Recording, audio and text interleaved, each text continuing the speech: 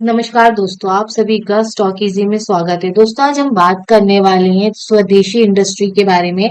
ये शेयर आप जब देखेंगे तो आपको समझ में आएगा कि किस तरह रिटेलर्स शेयर्स में फंस जाते हैं और उनके पैसे यहाँ पे डूब जाते हैं। उसके बाद कहते हैं कि शेयर मार्केट एक जुआ है, यहाँ पे पैसा लगाने से हमारे पैसे डूब ही जाते हैं।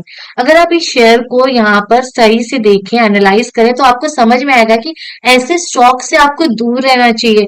ऐसे स्टॉक में आपको अपने पैसे नहीं लगाने चाहिए। जैसे कि अगर आप ये शेयर का मार्केट कैपिटल देखेंगे तो यहाँ पे 157 करोड़ का है और यहाँ पे इसका करंट प्राइस देखिए 145 का है। ठीक है, अब धीरे धीरे हम नीचे आते हैं और देखिए अब इसका अर्निंग पर शेयर, यानी कि हर एक शेयर पे कितनी इसकी कमाई हो रही है। 1.45, मतलब बस 1 रुपए के आसपास इसकी यहाँ पे अप्रोक्स कमाई कर रहा है। लेकिन यहाँ पे इनको पैसा दिया कहाँ जा रहा है? अगर 1 रुपया कमा रहे हैं उसके बदले यहाँ पे रिटेलर्स उनको 100 रुपया दे रहे हैं, जो कि सबसे बड़ा नेगेटिव पॉइंट है। कंपनी का अच्छा कमाना, अच्छा रेवेन्यू जनरेट करना बहुत जरूरी है। अगर आप किसी भी शेयर में इन्वेस्ट करते हैं, सबसे पहले ये देखिए कि कंपनी का बिजनेस मॉडल क्या है, उनकी अर्निंग्स कहाँ से हो रही है और कंपनी के से कौन से रिस्क है जो फ्यूचर में उनको हिट कर सकती है उनके प्रॉफिट को। अगर आप यहाँ पे देखें, एक चीज और आप यहाँ पे देख सकते हैं, जैसे कि अगर आप धीरे धीरे नीचे आए, यहाँ प्रॉफिट एंड लॉस पे जाएंगे, ये देखिए इनकी अर्निंग्स देखिए। यहाँ पे जो इनका रेवेन्यू है, सेल्स भी बोलते हैं जिसे, अगर आप देखें तो कंपनी क्या करे, कुछ नहीं, ये बस एक ढांचा बना के छोड़ दिया गया है मार्केट में। यहाँ पे कुछ नहीं, इनका कुछ यहाँ पे बिजनेस ही नहीं है। यहाँ पे इन्होंने कुछ सेलिंग ही नहीं कर रहे हैं, कुछ इनका रेवेन्यू जनरेट नहीं हो रहा है इनका। यहाँ पे आप ऑपरेटिंग प्रॉफिट देखें, सब माइनस में है। यहाँ पे मार्जिन देखें, काफी डिसअपॉइंटमेंट है। अगर इधर कुछ भी अर्निंग कर ही नहीं रहे, लेकिन तो भी लोग इसमें बाइंग कर रहे हैं। और बाइंग कर कौन रहा है? यहाँ पे बाइंग कर रहे हैं रिटेलर्स। अगर एक नजर आप यहाँ पे रिटेलर्स के इसमें डालें तो देखिए प्रमोटर्स की यहाँ पे होल्डिंग कितनी कम है कंपेयर टू पब्लिक। यानी पब्लिक कुछ देखती ही नहीं, अगर वो न्यूज ही देखेगी, न्यूज देखने की बेसिस पे वो यहाँ पे इन्वेस्ट कर देती है। लेकिन आपको ऐसा नहीं करना चाहिए।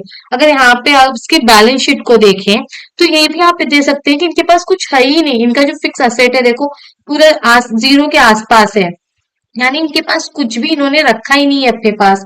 तो फिर ये कमा कैसे रहे? ये जो फेक न्यूज आता है, इस चीज को हाइप मिलता है, इसकी वजह से इन्वेस्टर इसमें इन्वेस्ट करते हैं। वो कुछ भी यहाँ पे कंपनी के बारे में देखते ही नहीं, ना ही एनालाइज करते हैं। इसलिए जब भी आप किसी शेयर में इन्वेस्ट करते हैं तो आपको डिटेल में एनालाइज करना चाहिए। कम से कम आपको उनके फाइनेंशियल स्टेटमेंट को रीड करना चाहिए कि कंपनी क्या रेवेन्यू कहाँ से ला रही है, कहाँ से जनरेट हो रहा है, उनका कितना प्रॉफिट है, सब कुछ सेटलमेंट होने पे उनको कितना प्रॉफिट मिल रहा है।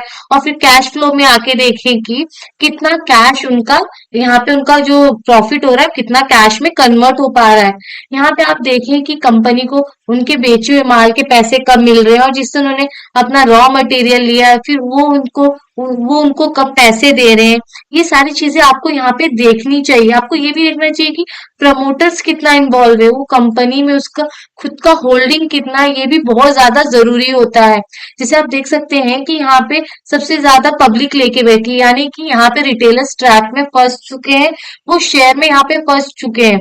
अगर आप यहाँ पे इसके टेक्निकल, अगर हम यहाँ पे चार्ट को देखें तो आप देख सकते हैं यहाँ पे एक टाइम था, इस कंपनी का हाई था 840 और आज आप देखें तो देखो कितना, आज ये आ गया 145 पे आ गया है। यहाँ पे कोई वॉल्यूम वगैरह नहीं है। अगर मैं इसको डेली चार्ट पे ले जाऊं तो आप यहाँ पे देख सकते हैं कि किस तरह यहाँ पे बिहेव कर रहा है।